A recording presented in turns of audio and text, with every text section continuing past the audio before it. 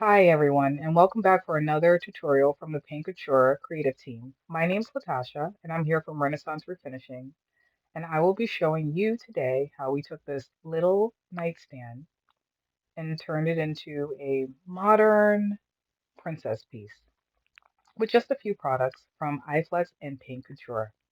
We first started off by scuff sanding our piece and then priming it. Priming is essential for adhesion of your paint.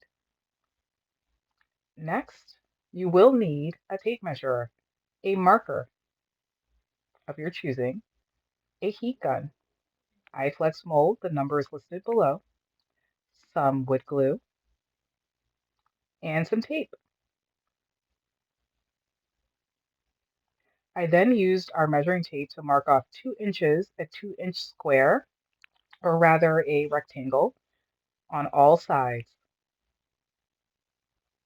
using our marker and our measuring tape.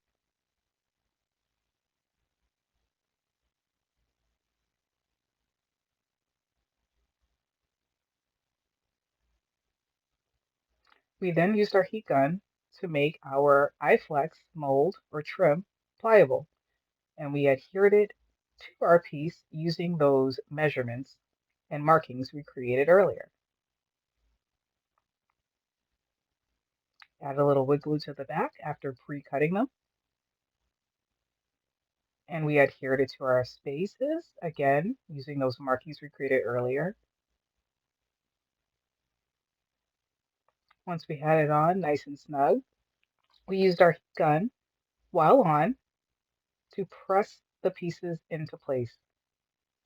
And then we went back with a paper towel and removed the excess glue. And we did this on all of the sections that we created.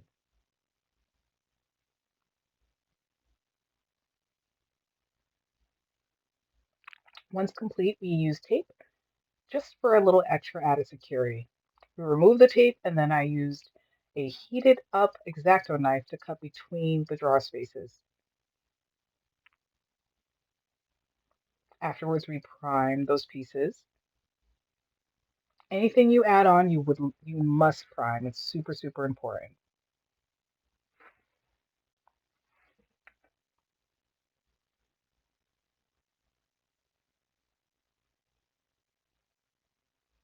Once everything was primed, we used our pitch black chalk style paint and we covered the entire piece, excluding that box we created with the iFlex trim.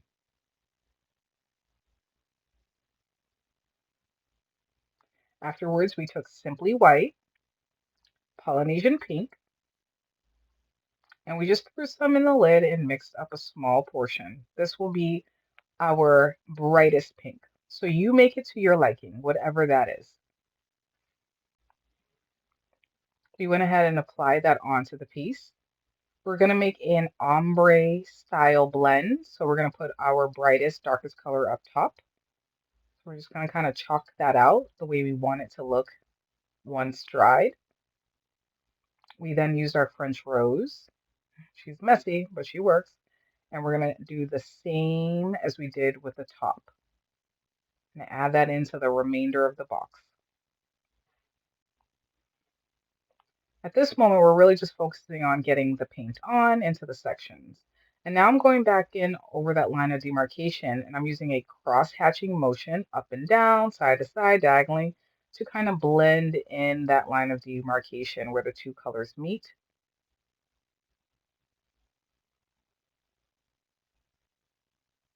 And I'm doing the same thing with the lighter color with our French rose brush, the same cross-hatching motion.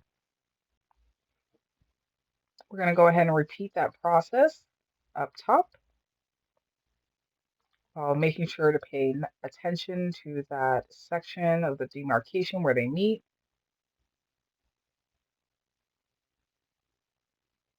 And then we're going to true up the bottom box as well.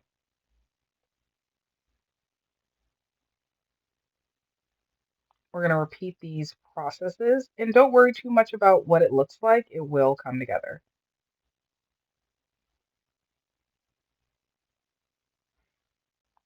Now that we have the paint really on there, we're going to start to focus more on getting rid of that line of demarcation. I'm going to go ahead and use my blendy brush and go all the way up from the bottom to the top, horizontally as well as diagonally, vertically, every which way. Just get everything nice and blended. I want them to meet, but I don't want it to look as though it is a meat that's harsh. I hope that makes sense. Okay, then we're going to take our Paint Couture Sealer Extra, I think it's called Extreme Guard, yes, in a satin. And we're going to go ahead and seal in our entire piece. I love this stuff. It is super good at protecting your piece, and you need to do that between every single segment. And then we're just going to use some pourable epoxy, and we're going to create some molds for our piece, just to zhuzh it up a little bit. And then we're going to go ahead and cure it with an UV lamp, and we're going to demold it as you can see here. This will be our bottom finial. Isn't she cute?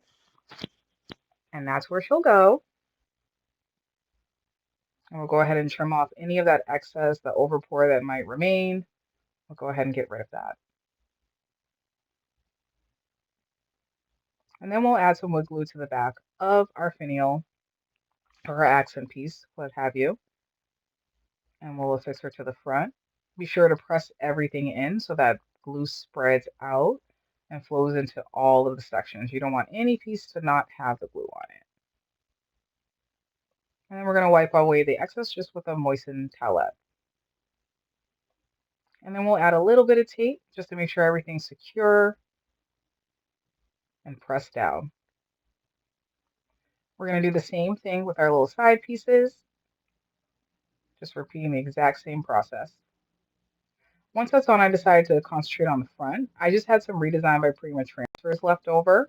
You can watch our last video about the jewelry box to see how we use the other pieces. But we're going to just throw some on here. I have a couple different Redesign by Prima transfers that I'm going to add onto this piece. Now, I first started off just kind of like hanging them off to the side. These pieces were whole, so I didn't have to worry too much about that. But when I came to the other side, I only had broken pieces left, so I started putting it in further into the corner, which I actually love. But both sides are nice. It worked out.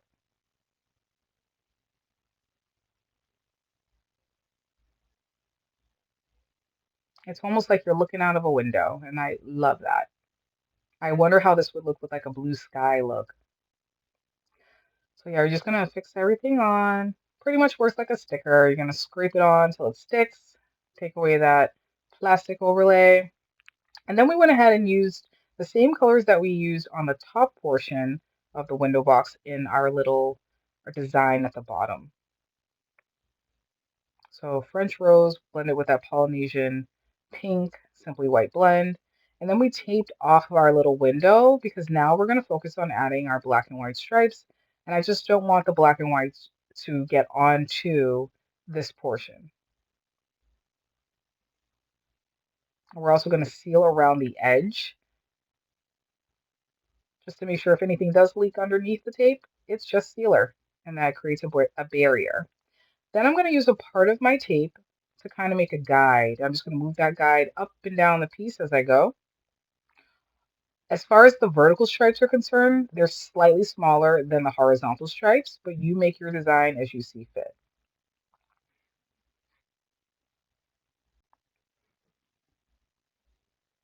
So you'll just see me moving that guide up and down the piece as I go. And we're going to repeat this process all the way around our entire piece, excluding our window section.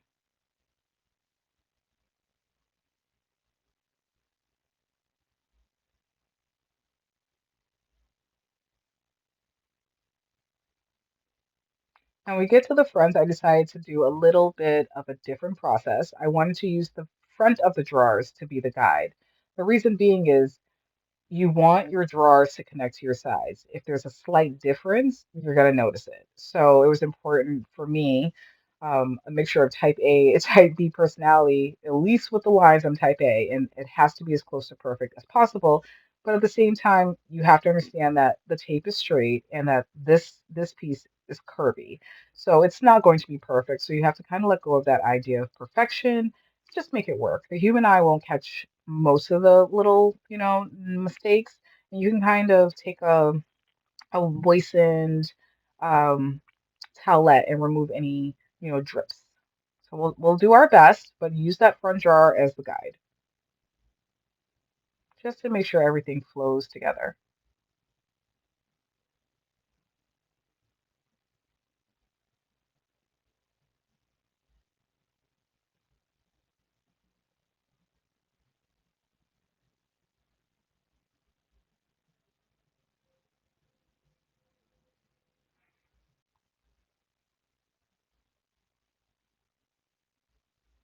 I promise you this will be the most tedious part of this project, and it's not because it's difficult.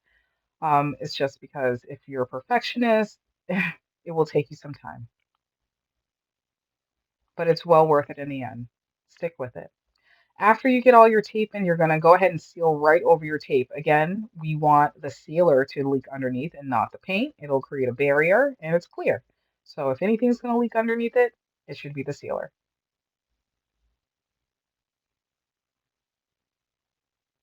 Then we're going to take our Simply White and our Morning Mist, and we're going to create a white that's not so stark. I'm going to put some in a teacup. And I'm just going to mix these together. I'm just eyeballing it. However bright you want your white to be, that's what you do. If you want it to be a little bit taupier, maybe throw some cozy beige in it. You do. If you want pink, make a pink stripe. This is just more of a guide. So we're going to go ahead and paint again all over our tape so we can start creating those stripes.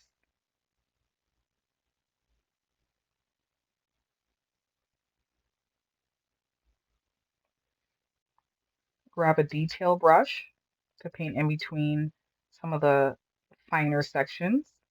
And don't worry if you get some paint, white paint on the black portion, you can wipe it away because of course it's sealed, and you can of course just add in the black paint.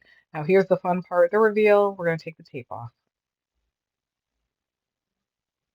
My favorite part. It means it's almost done, guys. We're almost there. And we can kind of start to see how everything will look together. Take it off the box as well. And then I decided I wanted a little bit more pink. My room is primarily pink. This is very black and white. I just want to make sure that everything's flowing together. So a little bit more pink on that top. If you do not have a lip, you can just add a stripe of pink. And then seal everything in. Make sure you're sealing your transfers. Make sure everything's nice and protected. Now we're going to focus on the top. I took some cozy beige and made just a couple of rectangular shapes. We're going to go ahead and try to make a faux wood grain. Then I took my Simply White and I put it wherever my cozy beige wasn't. You just want a nice natural flow to the wood grain. Usually goes light, dark, light, dark. So this is not important because we're going to do several layers, but it doesn't have to be perfect. I then went and used our French rose because I wanted to keep everything in the same tonality, and I put it in between the cozy beige and the simply white. Again, don't worry too much about how it looks because we're going to do so many layers, it's not going to matter. I went back in with our simply white because I felt like I might have covered up a bit too much. And then I took our clear mixing glaze and some cozy beige, and we will be using our unicorn spit and walnut at the end. But I just took some cozy beige and some of that glazing mix medium, and I just added it onto our brush. I didn't pre-mix it. I just threw it on our brush and threw it on. And then I used our wood graining tool and rocked back and forth from varying directions to replicate the look of a wood grain. And we're just going to go right through each section. Very simple. While this dries, we're going to go on with our Milky Way Galaxy Decor Wax from Prima. I'm sorry, redesigned by Prima. And we're going to go ahead and add that onto our designs just so we can make it a little sparkly. Isn't that cute? Just a little bit. And we put it on our box as well.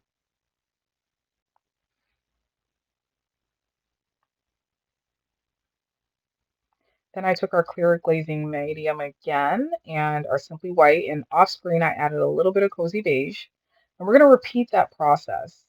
The white was a bit too stark, So I did add a little cozy beige. And we're going to do that same process as we did last time. We're going to rock that wood graining tool across it from varying directions. We're going to leave a slight space in between each wood grain. Very simple, but so effective.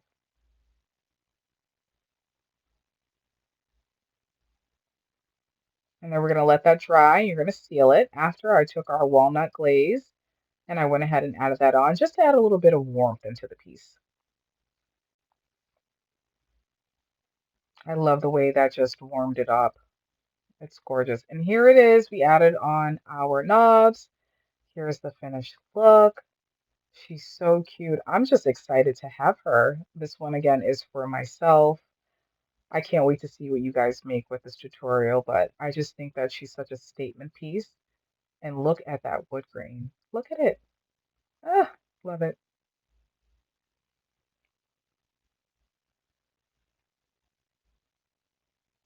I hope you guys learned something from this tutorial. I hope you make some amazing pieces from it. I've enjoyed coming on and sharing some of my knowledge with you. And thanks for having me. Make sure you watch all the other Creative Teams videos, and we're so excited to have you here. Thank you again, and have a wonderful day.